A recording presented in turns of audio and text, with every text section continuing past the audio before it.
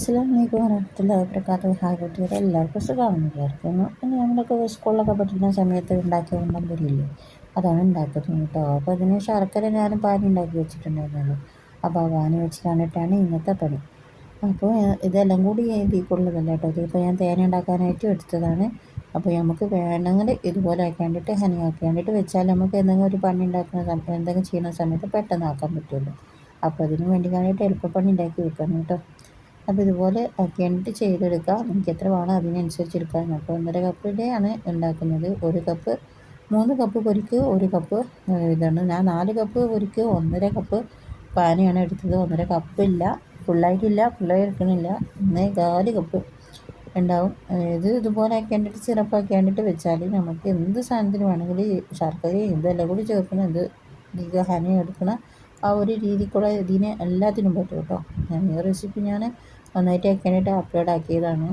ചെറിയ ഷോർട്ടാണ്, ചെറിയ വീഡിയോസാണ്. അപ്പോൾ കാണാത്തവർക്ക് കണ്ടു നോക്കാം.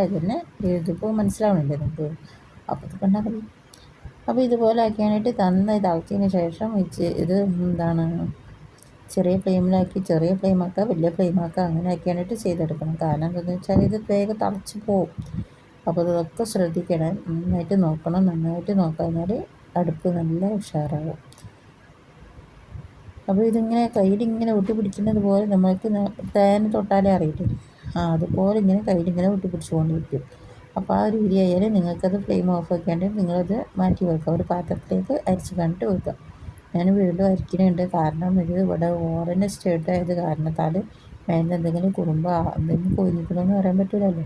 അപ്പോൾ അരിച്ചിട്ട് തന്നെ ഞാനിത് ചേർത്ത് വെക്കുന്നത്. എല്ലാവരും ഞാനിത് ഇപ്പോൾ തന്നെ ചെയ്തെടുക്കുക. അപ്പോൾ കാണാൻ പറ്റിയ രീതിയിലൊക്കെ ഒന്ന് കൊഴിഞ്ഞാൽ നമുക്ക് കാണില്ല.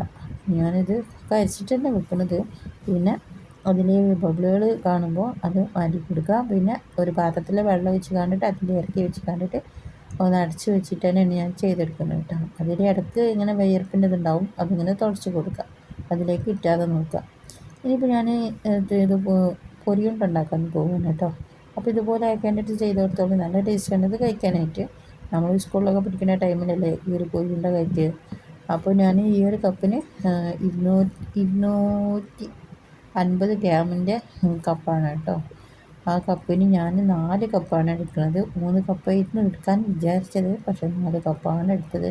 ഈ ഒരു പാത്രത്തിൽ ഉള്ളത് 4 കപ്പ് കണക്കാണ് കേട്ടോ. അപ്പോൾ ഞാൻ ഇനിയിപ്പോൾ ഒരു കപ്പായിട്ട് അയാളെ വെക്കണ്ടല്ലോ വിചാരിച്ച് കണ്ടിട്ട് ഞാൻ 6 കപ്പും കൂടെ എടുത്തു. അങ്ങനെയാണ് 4 കപ്പായത്. അപ്പോൾ നിങ്ങൾക്ക് എത്രയാണ് ഇഷ്ടം അതിനനുസരിച്ച് കൊണ്ട് ഒക്കെ ചെയ്ത് കൊടുത്തോണ്ട് കേട്ടോ. അപ്പോൾ ഇത് 4 കപ്പുണ്ട് കേട്ടോ. വേണ്ടിയില്ലേ, 4 കപ്പും ഒരു ഇച്ചിരി നുള്ളും ആണുള്ളത്. അപ്പോൾ അതെല്ലാം ഫുള്ളായിട്ട് ഞാനെടുത്ത് കംപ്ലീറ്റ് ആയിട്ട് എടുത്തിട്ടുണ്ട്. നിങ്ങൾക്ക് എത്ര വേണം അതിനനുസരിച്ച് എടുത്താൽ മതി. അപ്പോൾ ഇതെല്ലാം കൂടി ആക്കിയിട്ട് നമുക്ക് ഇത് കുപ്പിയൊക്കെ വെക്കാൻ ഒഴിച്ച് കൊടുക്കണം. ആ വിയർപ്പിൻ്റെ ഇതൊക്കെ ഒന്ന് പോയി കിട്ടിയാൽ അതിൻ്റെ അടിയൊക്കെ ഒന്ന് നന്നായിട്ട് തുടച്ചെടുക്കണം കേട്ടോ. നന്നായിട്ട് തുടച്ചെടുത്തതിന് ശേഷം മാത്രം നിങ്ങൾക്ക് ബോട്ടിലാക്കിയിട്ട് ചെയ്തെടുക്കണം. കുപ്പിയിലാക്കുമ്പോൾ കുപ്പിയൊക്കെ നന്നായിട്ട് കഴുകി വെയിലത്ത് വെച്ച് ഉണക്കിയതിന് ശേഷം മാത്രം എടുക്കുക. അതിപ്പോൾ കുറച്ച് ചൂടുണ്ട്, അത് അടച്ച് വെക്കണ്ട. അതിൻ്റെ ഈർപ്പം പോയതിന് ശേഷം മാത്രം ചെയ്തെടുക്കുക. ഇതിപ്പോൾ എത്ര ഉണ്ടെന്ന് നോക്കണം. അത് 1.25 കപ്പ് ഉണ്ട് കേട്ടോ. 1.5 കപ്പിൻ്റെ അത്രയില്ല, എന്നാലും 1.25 ഇല്ല, 1.25 കുറച്ച് കൂടുതലും ഉണ്ട് കേട്ടോ. അപ്പോൾ അതിനനുസരിച്ച് നിങ്ങൾ നോക്കിയിട്ട് എടുക്കുക. അതിപ്പോൾ 4 കപ്പ് പൊരിക്കാണ് ഞാൻ ഈ 1.25 അരേൻ്റെ താഴെയാണ് കേട്ടോ. എന്തായാലും നിങ്ങൾ ശ്രദ്ധിച്ചിട്ട് ചെയ്യുക. അപ്പോൾ ഇതിൻ്റെ പാകം നോക്കണം. ഇതൊരു ഒരു കല്ല് മാതിരി കിട്ടും. അതുപോലെ ചെയ്ത് എപ്പോഴും പാത്രത്തിൽ വെള്ളം എടുത്ത് വെച്ചുകൊണ്ട് അതിനനുസരിച്ച് നിങ്ങൾ ചെയ്തെടുത്താൽ മതി കേട്ടോ. അപ്പോൾ ഇങ്ങനെ നമുക്ക് കയ്യിൽ വെച്ച് കണ്ടിട്ട് ഇങ്ങനെ ഉരുണ്ടിയെടുക്കാൻ പറ്റും. അതുപോലെ ചെയ്തെടുക്കണം. ഇത് കുളമായിട്ടില്ല. അപ്പോൾ ഇത് കുറച്ച് നേരം ഇങ്ങനെ വെച്ച് കണ്ടിട്ട് ഇതുപോലെ ആക്കിയാനായിട്ട് ചെയ്തെടുത്താൽ മതി. അപ്പോൾ നിങ്ങൾക്ക് ഈ വെള്ളത്തിൽ ഇങ്ങനെ ഇതാക്കുന്ന സമയത്ത് നിങ്ങൾക്ക് മനസ്സിലാക്കാൻ പറ്റും. ഇതിപ്പോൾ ഏതായാലും റെഡി ആയിട്ടുണ്ട്. ഇതിപ്പോൾ കണ്ടില്ലേ, കയ്യിലിട്ട് ഊറ്റി ഇതൊരു കല്ല് മാതിരി കേട്ടോ. അത് തൊടുമ്പോൾ തന്നെ ഇതിലേക്ക് ഒരു സ്പൂൺ നെയ്യ് ഒഴിച്ച് കൊടുക്കുക.